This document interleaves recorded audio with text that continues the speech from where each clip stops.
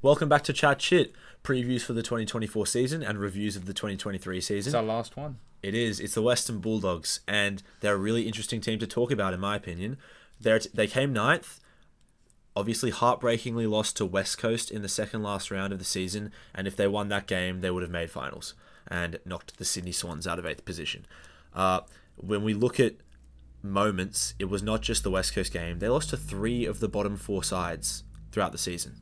That is Gold Coast, Hawthorn, and West Coast they all lost to. And they're a team that obviously won the Premiership in 2016, which is a ways back now.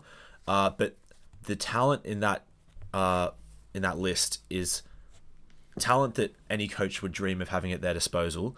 And we'll get to discussion around Luke Beveridge's position, which have been ongoing for multiple years now. But they're a team that has expectations to take a huge leap from where they were last year, but interestingly, the list is pretty much the same, with the exception of Bailey Smith being out for the season. Well, yeah, I don't think they actually need a whole lot. I know you're going to talk... In terms of personnel. In terms of personnel, I know you're going to go into their defence in a little bit and stats behind that. Their forward line, I think... Aaron Norton, he only kicked, 44 goals last season. I think for them to go big, he might need a 55, 60 goal season. And then people sort of come and play around him, and Hagen will have a better season. He only got 34.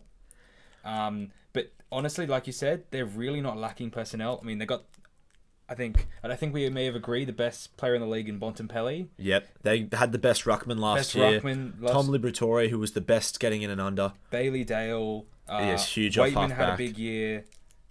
Richards, I'm a big fan Ed of. Richards had a McRae breakout always year. gets you 20. Yeah, and Treloar had one of the best years of his career, even though he's some people thought he was beyond his prime. When he was healthy, he was amazing. And I'd say the only real deficiency I can find personnel-wise on paper is their key back department was very weak. Guys like Alex Keith, who they would prefer to be a backup key back, having to play a lot of the season as their number one key back. Stats-wise, they did pretty well, didn't they? They defended okay. Liam Jones was arguably the best one-on-one defender in the league, and guys like Ed Richards and Bailey Dale stepped up hugely defensively. So surprisingly enough, they have all this firepower entering 50 in their midfield, and all this firepower. And they have quite a bit of firepower up top. Excitement machine in Cody Waitman, who we haven't mentioned yet, and obviously Norton and Hagen. And yet, they were not a top 10 team in the league for point scoring last year. Yeah, it's an interesting one. I'm struggling to put my finger on the exact reason why, but I'll do my best here. Well, something to add before you say this. Yeah. The number 1 team in the league for stoppage clearances last year, and number 2 for clearances overall. So they're getting the ball forward. You see, yeah, they have a star-studded midfield. And I know a lot of teams you can say that, but this team really, and it's not just young guys up and coming, they got experience.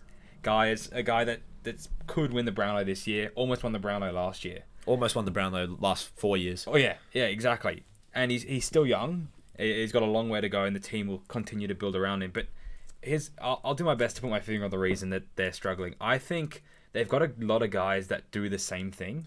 I was going to say the same thing. I think it's a lot of... I know teams, they want guys that don't go in and win the ball. They want guys that are going to be on the outside to run the ball. They want guys... Besides, I think the only difference is Liberatore, who really gets in and wins the ball. Everyone else sort of wants the ball to run with. And like you said, they're great at clearance. They can get the ball, but then it's just about... I don't know, maybe there's not the guys waiting to receive the ball on the outside. They're all... I don't know, it's hard to explain. They're all doing the same thing.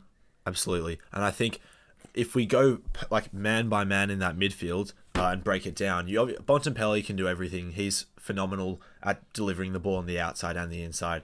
But all the rest of those star midfielders, their known weakness really is delivering the ball to advantage to their forwards. Tom Liberatore, his strength is going and getting the ball, but he's not particularly accurate. Like that, he wouldn't consider that one of his strengths, I'm sure.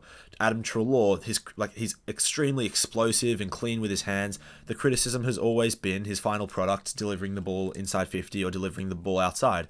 And Bailey Smith the same, is an incredible runner and super explosive. And even though they tried to play him on the outside, he's very erratic with his kicking. And so I definitely agree that you have this imbalance in their midfield. You have so many guys that are amazing at winning the ball and getting their hands on it, which is why they almost led the league in clearances.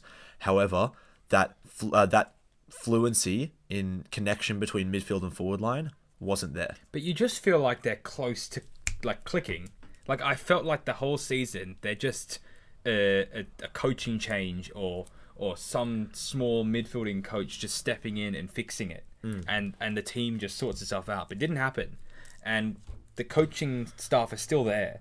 I know they fired a few, like they fired a fitness coach, they fired a few people, but Beveridge is still there. They're backing him in.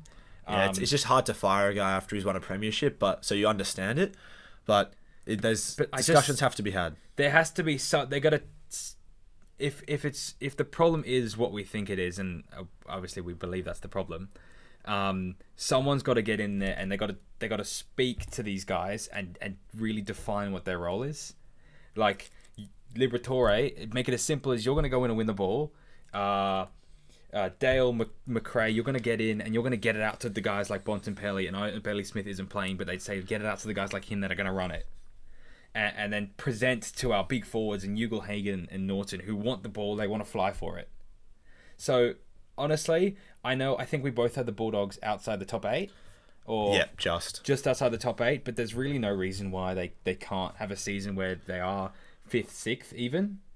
And then just want to speak quickly about their new draftee, Riley Sanders. I don't know too much about him. They drafted him in 6th, but apparently he's pretty big body, strong, hardworking midfielder. Not sure they needed it. He's got a lot of hype. He's got a lot of hype, especially recently, just with all the highlights coming out.